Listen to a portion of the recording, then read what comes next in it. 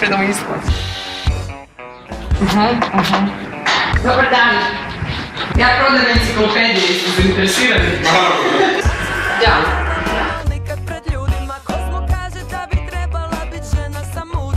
Ovo je boj, a ima nešto. Izabiram se sad kaj bi stavila hrvatski grb. I možda, ali sa bijelim poljem da počinje, naravno.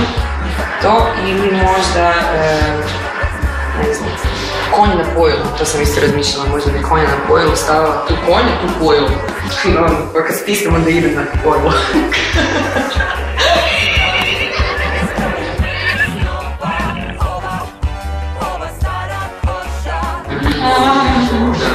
On se šale.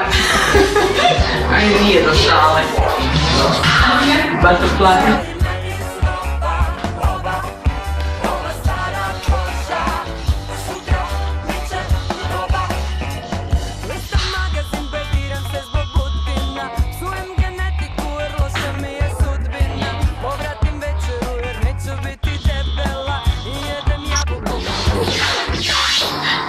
Before?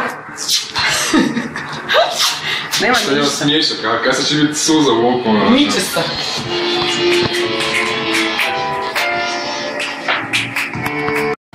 Ne budi tako okretan.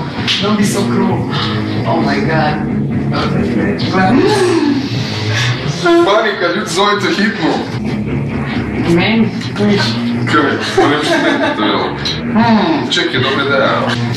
Dobro, sad ti pomogu da se ustaneš. Staneš se uspravno. Dobro.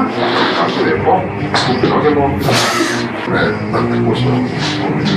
Ne su to te hlače. To su takve hlače.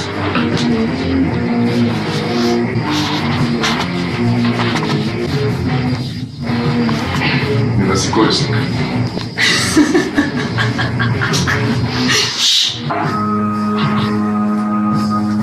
Kada nećeš obrijat? Ne, zašto? Mi svi lako i kutino. A ne, a to ja sam bila da je pravi i to majstori sve briju. Pa dobro, ja nisam pravi da to moji.